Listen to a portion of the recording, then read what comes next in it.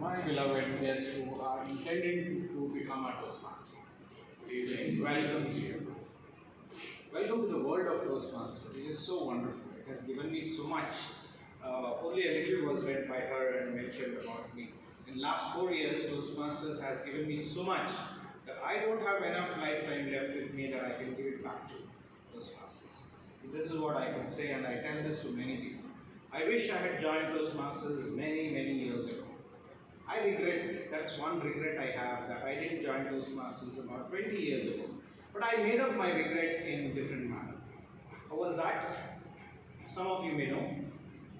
Those who are aware of me, I was a daily Toastmaster. In the sense, I used to attend Toastmasters every day and give speeches. I was a member of 6 different clubs, what has got me where I am today. That's why I say that I don't have enough lifetime left for me to give back to Toastmasters what it has been. So with that, let me ask you one thing. Who are evaluating that test method today? Who all are evaluating? Will volunteer at the end. Anybody? Any volunteers? Who will evaluate with me, Toastmasters? You will evaluate. You have heard him, right? Fully. You? You will evaluate. Okay. You have 3 evaluators. You? I have taken note, but I didn't. Can you try? You help everybody. Yeah. Okay. Well, let's start this session about evaluation and feedback. A kind of a prizing. How many of you have evaluated in the club? At least one speech you have evaluated? Each two of you? You have not evaluated any time earlier? You also not evaluated? No problem. But you have heard evaluations, right? Every time you have joined the club meeting, you have heard evaluations. So we will talk about that a little. What do you think is a good evaluation? What I think generally in Toastmasters, it is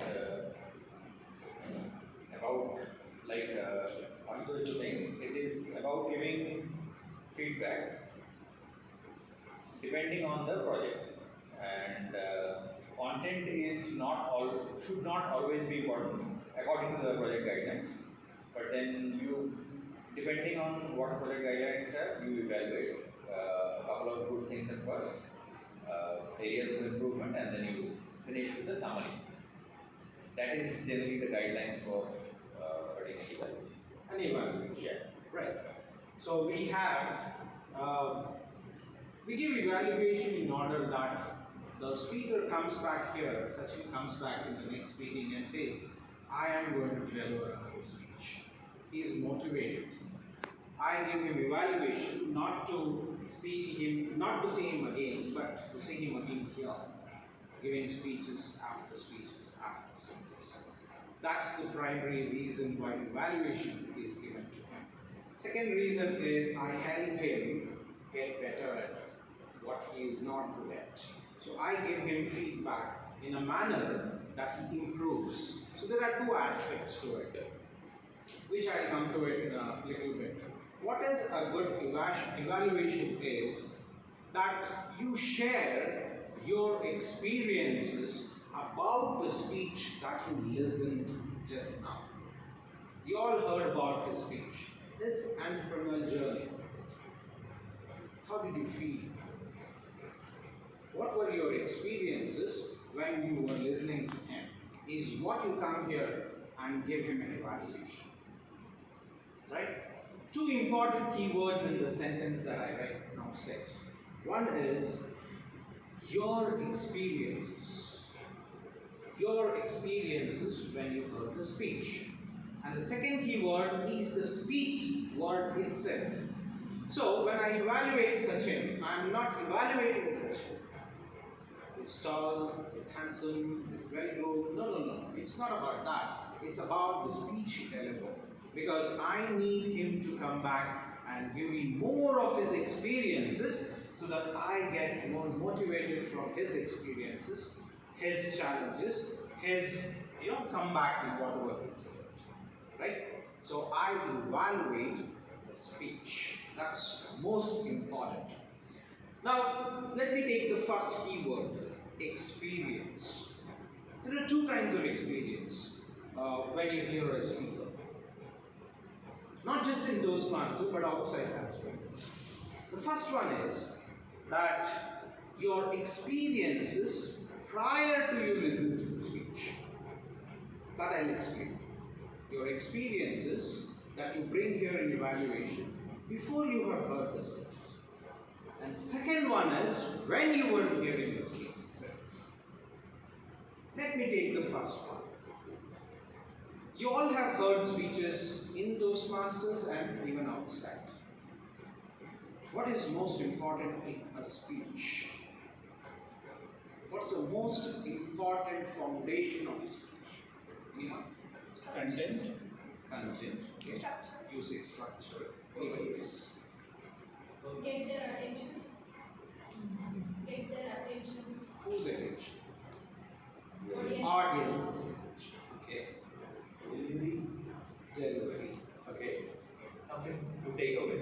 Something you remember. Something you take away and you remember, and maybe a year later, when you see something, you remember such it. Right? Good. Anything? Anybody else has any thoughts? Don't just think about the speech that he gave, because I'm trying to talk to you about before you heard the speech. What else is required?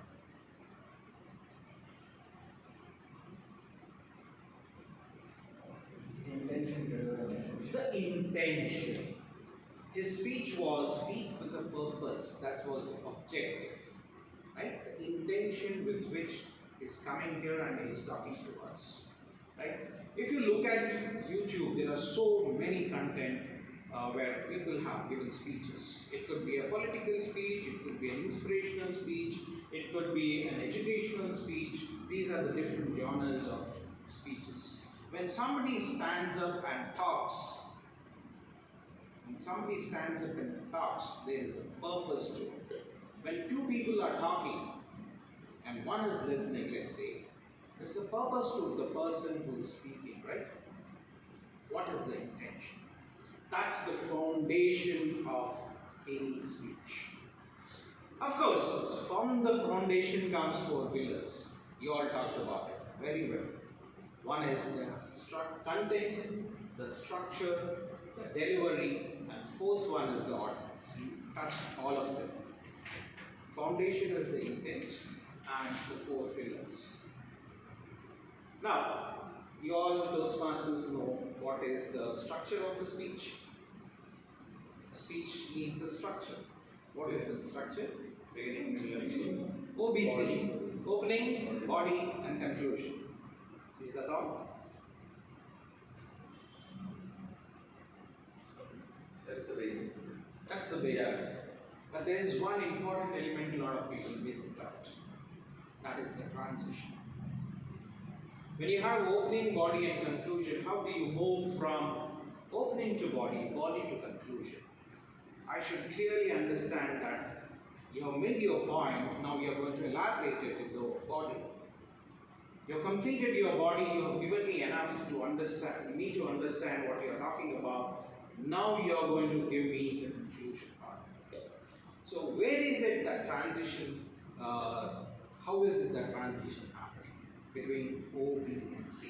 Very important. A lot of people, speakers miss that out.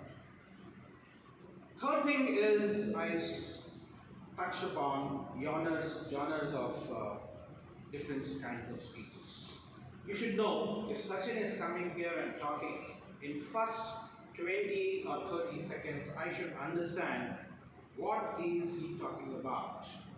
Is he going to entertain me standing here? Is he going to motivate and inspire me? Is he going to give me an educational session? Or anything else?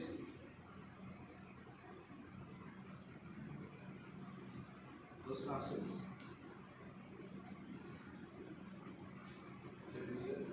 Inspire, motivate, educate, entertain. There are only four. Everything else comes under this. You see stand-up comedies? Yeah. They're comedies. They're not entertainment. They don't give you any education. They don't give you any takeaway. They don't give you any call for action. They are not speeches. Whenever somebody talks about humorous speeches, a lot of people think about the comedies that happen. No. But there are a lot of humorous speeches that gives you a lot of call to action. How many of you have heard Gopal Das speeches?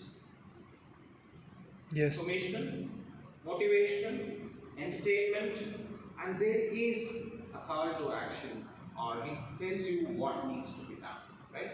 He has combined all these things, and you can see him speaking in a lot of YouTube videos, or if you see him live. So you need to know the different types of speeches based on which you will be able to evaluate a speaker. Why is this important?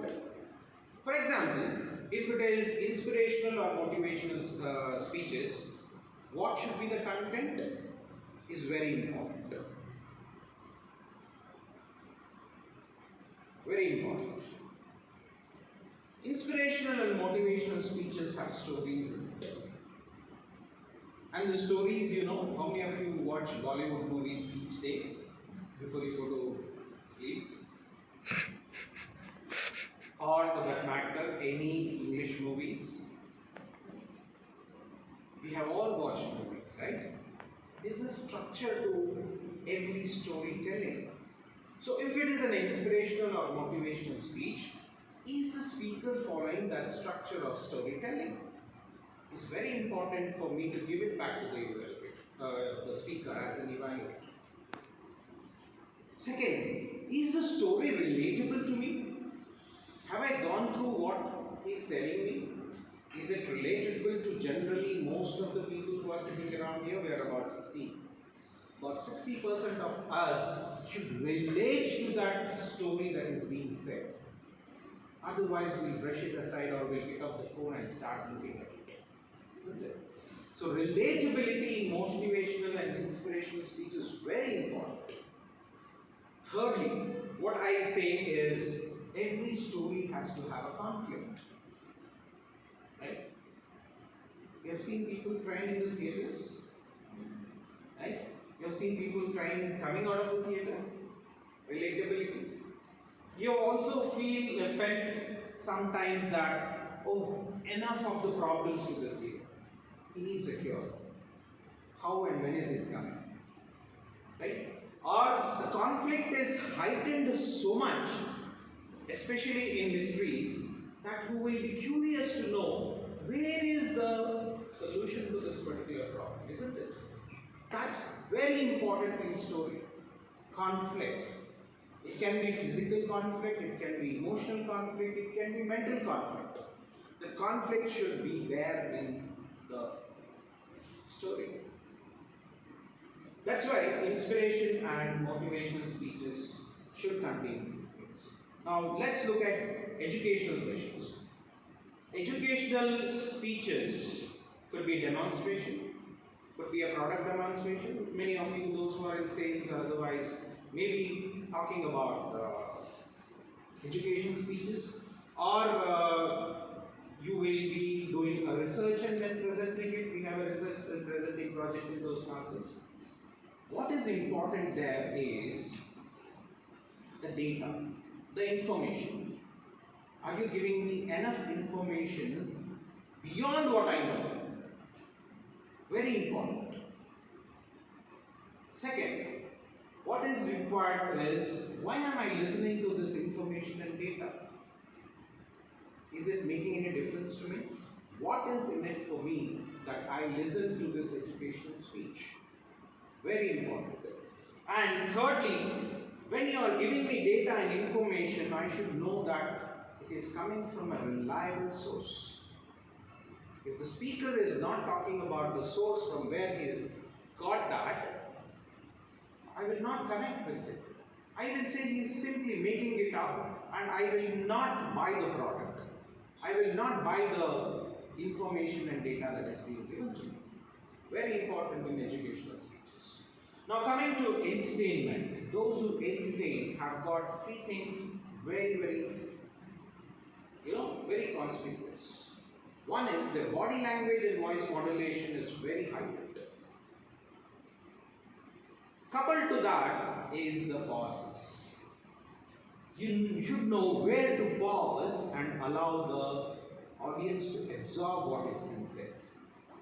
Either they laugh or smile or giggle. That's where you are there as an entertainer standing here on the stage, isn't it? So, body language, voice modulation, and pauses is very, very, very important in entertainment kind of speeches.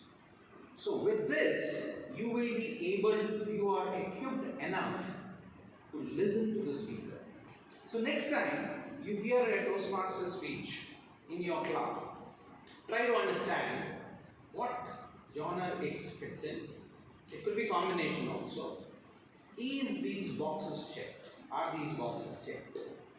Right? As an evaluator sitting there, you need to understand, is everything right in its place?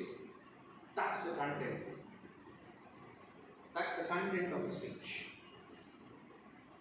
Yeah? With that experience, you sit there and try to analyze the speech. Now, coming and talking about analysis, you are now listening to the speech and experiencing the speech.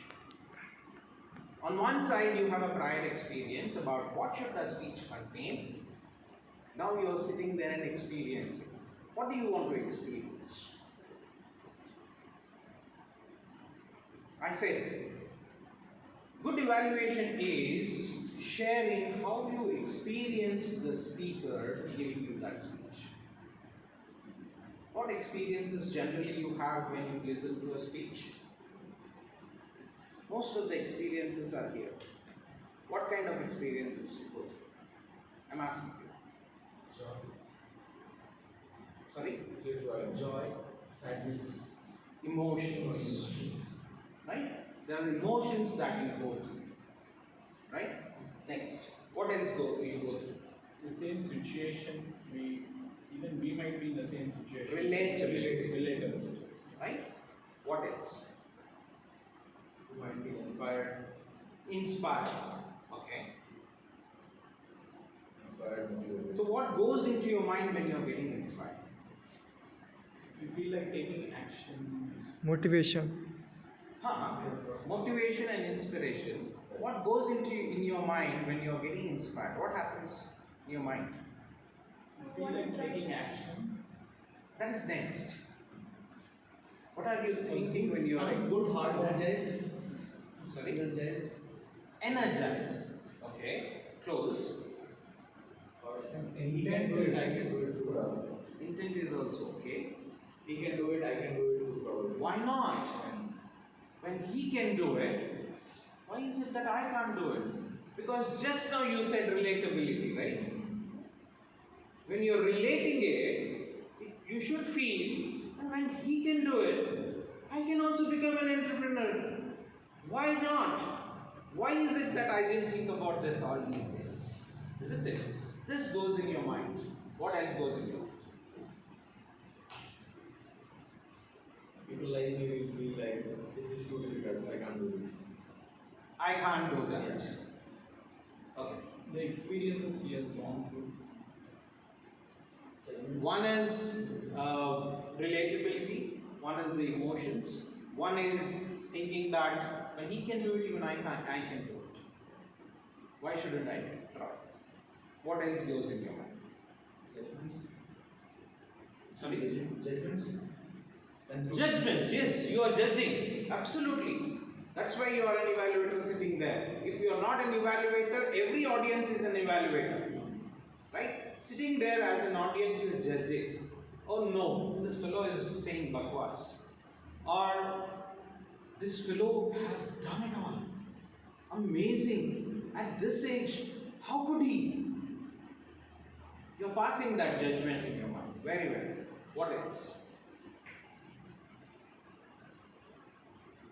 I'm looking for one more. Some clue. Some clue. Close to what I'm thinking actually, the word clue. Distractions. How do I help this? Distraction, yes. Yes. But when you're listening to a speaker, what goes in your mind is the question. Some new ideas you'll get that I can New try ideas this, I come can try through. that. Exactly. New ideas come through. Right? That is very, very important as an evaluator. You have to note it down immediately. You have to note it down immediately because you have to give it back to the evaluator. Look here, because of you, I remembered an old friend of mine who had helped me. Right? Some reflections happen. Right? So there are three kinds of things that usually audience does based on the speeches. One is they understand something. They feel something. And they think that they have to do an action because of your speech. There's an understanding, there's a feeling, there's an action. So these are three important things that a speaker should do when he is on the stage. He should make you feel, he should make you understand, and he should make you act on something. And how does he do that? That's the third pillar. The third pillar is delivery. Your content is there, he knows what he has to do, and he has to come and deliver it here in a manner that he makes you feel emotions. If I cry, you will cry. If I am low on my voice, you will understand that I am going through a pain. And that you will have to feel. And I have to make you do that. Through my delivery, emphasis, voice modulation, body language, pauses, the speed in which I talk. When I go slow, it all gives you an indication that I am with you. I understand what you are saying. That's the delivery part of it. So, third important pillar is beyond content. How do you deliver it? If you have a wonderful speech, let's say Gaur Gopal Das's speech you have transcribed it, and you come here and stand and read it like an essay, will you make the same impact as he does? No. Or if I give you my speech, completely written, can you deliver it the way I deliver it? No. Unless and until you imitate me, 100%. Right? So, delivery is very, very important as far as when you are evaluating the speaker. Right? And the fourth pillar I want to talk about in evaluation is the audience engagement. Now, I am making you understand, I am making you feel, I am making you take an action. But am I really doing that to you? How do I know that you have understood? How do I know that you have felt what I am saying? Engage the audience. I cannot come here and give a speech without an audience engagement. It's like teacher teaching in the class, and that cannot happen in the speech. What is a teacher doing in the class? What is it called as? Lecture. Lecture is usually one, but lecture is not a speech. Speech has to be interactive. Somewhere you have to connect with the audience. Is the speaker doing it? So in your evaluations, these things will have to be spoken about. Right? Now let me add one, take another 5 minutes to tell you. In evaluation, what are the mechanics? There are two types of mechanics. The first mechanics is, how much is the time given to an evaluator? 5 to 7 minutes. Evaluator? 2 to 3 minutes. 3 minutes maximum. So how do you convey all that you want to convey to the speaker in 3 minutes? How do you do it? You prioritize. Divide the 3 minutes into parts. Remember, when you are evaluating a speaker, it is a mini speech. Why are you evaluating? You are evaluating because you have a prior experience, you got an experience, now you have to come here and deliver. Deliver what? A speech. Right? Now you are delivering a speech, again it should have the same content, opening, body, conclusion and transitions. So, between the speaker and your speech of evaluation, you have some time to write your speech. If you want to become a good speaker, evaluate in every meeting. If you evaluate 15 speeches and then write your speech, see how wonderfully your speech has risen up. You have bettered your quality of speech writing.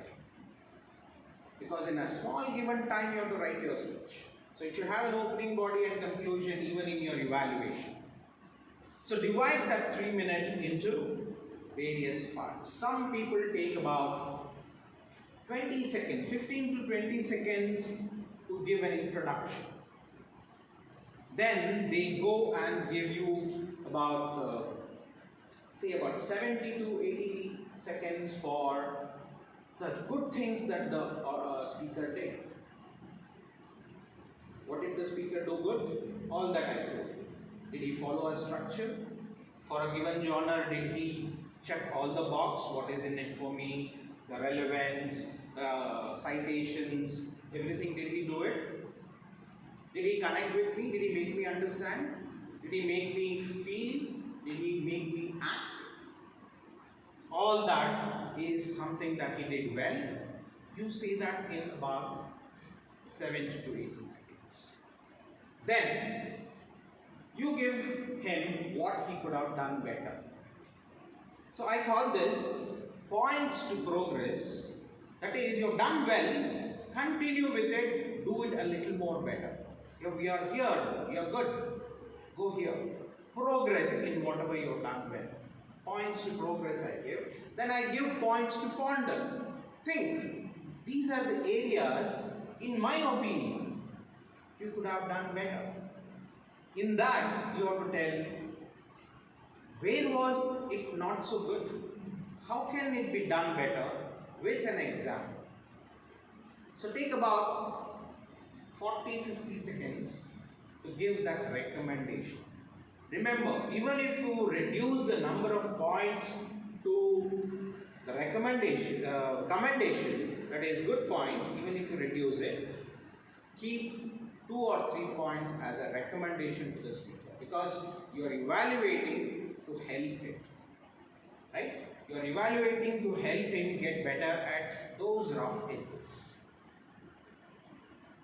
Lastly, after you have given him points for improvement, say one sentence at least as a commendation to him again.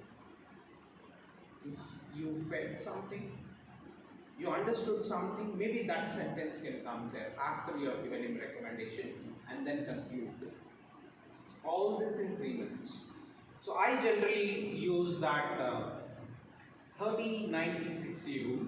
Lot of evaluators do that. 30 minutes I use for intro, 60 minutes, seconds. 90 seconds I take for recommendation and commendation, and I take 30 seconds for conclusion, because I am developing and delivering the speech. This is the mechanics usually. You can have your own timings. A lot of people have their own way of doing it. Second mechanics that I want to tell you in another 2-3 minutes is, what are you going to look first in the speech? You can't look at everything and give him 10 points, a laundry list of what you did well, another laundry list of what you could have done well. You will take 10 minutes to give the evaluation. It doesn't work like that. So those of you who are beginning new, starting to evaluate newly, take few primary markers, what I call it as, very important ones. Primary markers are nothing but, did he say something that was a revelation to you? You heard it for the first time. Second, I call it as moment of stun. You didn't know it, you came to know about it. Second, did he do something? Was his opening and closing good? Usually people open very well, close very well, but the way they have opened and closed, they have absolutely no connection. So was there a connection in opening and closing? Then, were there some lighter moments? If there were, mentioned. These are the few things that you can start looking at before you go deep into the evaluation. Storytelling. Our friend also gave a story. How was his storytelling? Imagine a movie that you have recently seen. See if the boxes are checked in his storytelling. Then last one I would say is, why he gave the story? Did he live the story? Very important. The speaker should give the story from here, not from the memory, but from his experiences. How did he feel? Did he show that? Did he do that? Did he use right words to give me an understanding that he is reliving his years when he started his entrepreneurial career? So these are some primary markers for it, very important ones. Then comes your body language, voice modulation, and your stage presence, your vocabulary, your diction. All that will come secondary. Not so important. So if you have to become a good speech writer, look at the primary markers first. Then go to the secondary marker. Secondary marker could also include, was there a transition? Pace, poise, and pause. Was it there? They're all secondary to me. Important ones are what I gave you as primary ones. So this was the speech mechanics. I gave you foundation and the 4 pillars of speech delivery, because without which you cannot evaluate. You should know how to write a speech. Only then you can evaluate, right? Like if you know the formulas and maths, only then you can evaluate a maths paper. Otherwise, it's of no use. That's why I gave you the foundation and 4 pillars. Right? This is how you evaluate a speaker. With this, I have kind of come to an end of what I wanted to share on evaluation. If anybody has any questions, we can take that. This question was there a while back about evaluation. Nowadays, the evaluations are very not so something you can take away. Like it's very plain Jane, made you feel, the speaker is made to feel good. Obviously, that is one of the important things to do for him or her to come back. But then some real takeaways are missing. How do you get to that point? I'm sure, like you are saying, there is very few evaluators in this club who want to work. There is a fear of evaluation. What do like people who are just starting off evaluating, what can they do to get on the stage? Okay. Imagine you and me are sitting in a coffee shop, Right. and you don't like this combination of pant and shirt. How will you give me an evaluation on this? As a friend, Right. right? Right. That's how you should give an evaluation. You are a friend to a speaker, first. Secondly, empathize with the speaker. You are not evaluating the speaker, you are evaluating the speech. With empathy, also be very honest. Don't please me by saying that this is a great combination, you should wear it every day. So what will you tell me? You'll tell me something and probably give me a suggestion saying that with this pant, these things go, these colors of shirt goes. Or with this color shirt could be this. You give me suggestions like that, right?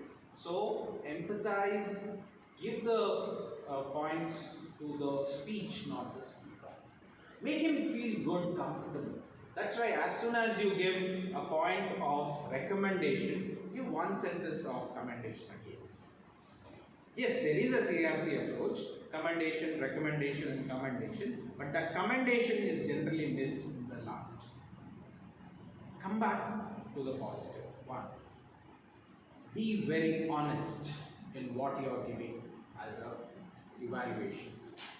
Don't try to please the speaker at all. You are trying to help the speaker get better. In Toastmasters, we are here for that. We started this session where somebody said, the basic pillar of Toastmaster is the evaluation, and second one is mentoring, right? So, when evaluation is the foundation for Toastmaster, which has survived for 100 years, it means there is something good about it, right? So, evaluation has to be very, very honest. We try to think that we are going to offend the speaker, and we don't try to give him the right points. I'm sure if you give the right points in the right manner, the speaker will take it. If there is something that you want to be very brutal but you want to be good on the stage, give it off. Give it off. The best part that a lot of evaluators miss, I see, is they don't talk about, did the message of the speaker go through to the audience? That's a primary marker for me. Everybody speaks for a message. If that message is not passing through, please tell it. Otherwise, his next speech also will be the way you heard it, and is not better himself. Please be honest, empathetic, and friendly in your evaluations. Did I answer? Yes. Any other questions? I have one more, but I'll get it. Anybody else? Any questions? Ask. So there is this, I mean, mostly in competitions, what I have seen on YouTube, there is a lot of drama on the stage, because that's also a performance, that's also a speech. How much is it necessary? And I mean, probably in a competition maybe, but in a daily Toastmaster meeting, is it necessary? Even in contest, it is not necessary. If you look at the judging criteria, there is nothing related to delivery. Okay. So, what is more important now? The ballot has also changed from this year. Most important is on the value of the speech. The marks have increased, right? So, if you look at the judges' ballot of the evaluation, there is nothing related to it. It is mostly related to the way you are giving the recommendations to the speaker. Of course, sometimes in Toastmaster contest, drama wins. But if you do justice with the right content, the right delivery and recommendation to the speaker, you are winning it. It has to be the connect with the audience. When I give evaluation, have I used those points which every audience has thought about it? If I say that, then I score more. If I bring out something that nobody has observed but I observed about the speaker and I tell him, I score more. If you generalize, you will not score. In the contest, I tell my mentees that look at for that one thing which you will stand apart from rest of the competitors. Use that one, be one separator than others, then you will win. But in clubs, not necessary. Not necessary. Yesterday I gave a speech standing on one place. Somebody did a research and presenting speech. They talked about Mr. Bean. And I gave evaluation standing at one place. I'm very comfortable here. As long as I'm adding value to the speaker, I'm good at it. I don't have to worry. And most of my speeches, a lot of people tell me, sir, you should go to the contest. Your speech level is different. Because a lot of my mentees have gone to the district level contest. last year and this year. So my mentees also tell me, sir, next year you are not competing, right? So, so my speeches I have given in clubs standing at one place. Abdul Kalam can do that, sitting on the podium giving speeches. Martin Luther King has stood at the podium and given great speeches. Abraham Lincoln has done that. When those people's speeches are even today remembered, they never had any theatrics, right? But we still remember them. So don't worry about theatrics. Worry about the content, value to the speaker, and see that he grows. That's my job as an evaluator. Any other question? I think I overshot my time. With that, I'll take the questions offline. If you have any later on as well, I'll hand it over to the Toastmaster. Break. Break. 10 minutes.